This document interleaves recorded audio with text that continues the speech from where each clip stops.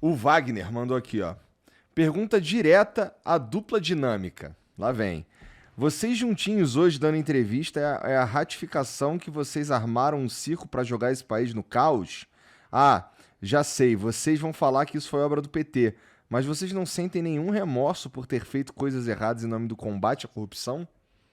Qual a coisa errada, né? Tem que perguntar pra pessoa assim. O pessoal me diz muitas vezes os excessos da Lava Jato, os erros da Lava Jato. Quem foi preso na Lava Jato ou pagou o suborno ou recebeu o suborno, propina. Então quem fez coisa errada foram as pessoas que foram processadas, acusadas, julgadas, condenadas em mais de uma instância. Então muitas vezes a pessoa vem com essa historinha e tal, essa crítica, né? Olha, a gente tem respeito, mas coloque os fatos. Escreva no papel. Se você acha que roubar é certo, concordo com a afirmação do fulano aí. E a gente não tá junto, não. Tá separado aqui, ó. E ele nunca me pagou uma janta. Vou repetir isso aí. Isso é verdade. A gente não tem nenhuma relação especial. Eu fazia meu trabalho como juiz, ele fazia o trabalho dele como procurador. E as pessoas tiveram direito ao devido processo legal. E lugar de bandido, que me perdoe a pessoa que mandou a mensagem, lugar de bandido na cadeia. E quem rouba dinheiro público devia ficar preso mais tempo até do que criminoso comum que rouba carro, por exemplo. Às vezes as pessoas têm a impressão de que a gente é próximo porque trabalhou no mesmo caso criminal, mas ao longo dos anos ele nunca me convidou, vou reclamar aqui, nunca me convidou para uma festa de aniversário, nunca me convidou para nada, nunca me convidou para ir na casa dele. O único jeito de resolver isso é na porrada. Aí, ó. Aproveita que tem umas facas, tem uma faca ali, tem uma faca aqui, ó. Eu tenho que confessar a minha parte aqui também, né? Eu nunca chamei para nada porque a gente mantinha um distanciamento profissional. Eu casei também ao longo da operação, ao longo do período em que eu trabalhava perante a e também não convidou o Sérgio. Também não convidei porque a gente mantinha um distanciamento profissional. O nosso trabalho era um trabalho de acordo com a lei, cada um na sua função. Agora, como funcionários públicos que buscam aplicar a lei, buscam a justiça, o propósito é aquele que estabelece a lei. Eu tinha por propósito buscar a condenação de culpados, não de qualquer um que eu acusasse, e ele tinha o propósito de buscar a condenação de culpados. Às vezes, a maior parte das vezes... Absolver os inocentes também. Exatamente, né? absolver os Claro. inocentes e condenar os culpados. Absolvi 25% dos acusados na Operação Lava Jato. Fui criticado até, absolvi lá a esposa do Eduardo Cunha, né, por exemplo. Absolvi, ele foi acusado. Eu entendi, não, eu acho que ela foi usada como instrumento apenas. A esposa do cara, o nome foi utilizado. Absolveu injustamente, a gente recorreu quase sempre, 44 das 45 sentenças. A Marisa, esposa do Lula, também achei que foi utilizado o nome indevidamente, não achei que tinha responsabilidade, não. Absolvi a filha do José Dirceu, que foi acusada também, entendi, então foi só usar o nome dela e tal. Então a gente tinha um critério, não é assim, todo mundo foi acusado, foi condenado. Agora, pessoal que tinha milhões lá em conta na Suíça, pessoal que a gente tinha as provas de recebimento de suborno, pessoal que estava no centro do esquema de corrupção, eu condenei.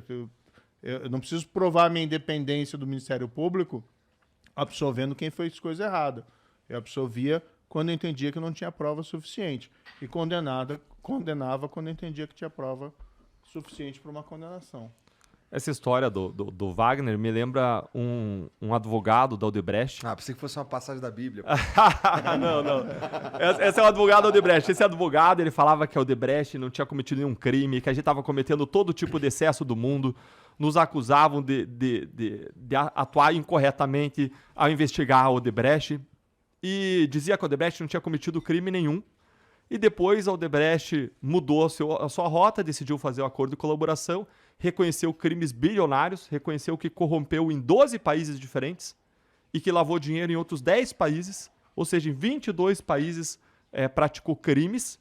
E depois esse advogado, no Twitter, para mim, reconheceu que os 15 bilhões de reais devolvidos aos cofres públicos, que a Lava Jato recuperou por meio dos acordos, era dinheiro de corrupção. Ou seja, reclama, acusa de excessos, depois ele foi afastado da defesa, a gente recuperou 15 bilhões, aí ele vem e reconhece que o dinheiro todo era dinheiro da corrupção.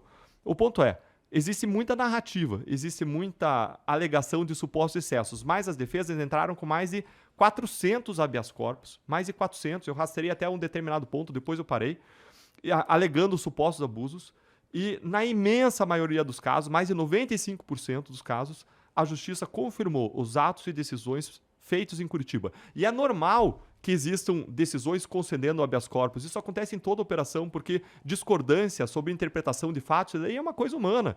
Então, às vezes, um tribunal entende que alguém não deve ficar preso e solta. Agora, jamais se apontou uma ilegalidade, um excesso, uma prisão arbitrária, uma obtenção de dados bancários e fiscais sem autorização judicial, qualquer coisa sobre preso, jamais se apontou qualquer violação material de direitos das pessoas. Pelo contrário, a maior garantia da correção dos atos da Lava Jato é que toda decisão, todo ato teve por base os fatos, as provas e a lei, e existe uma coerência entre os diferentes atos praticados. Não existia uma determinada aplicação da lei para uma determinada pessoa e uma outra determinada aplicação da lei para outra determinada pessoa. Mas alguns acham que PT e que Lula tem que estar acima da lei. Eu não posso concordar com isso.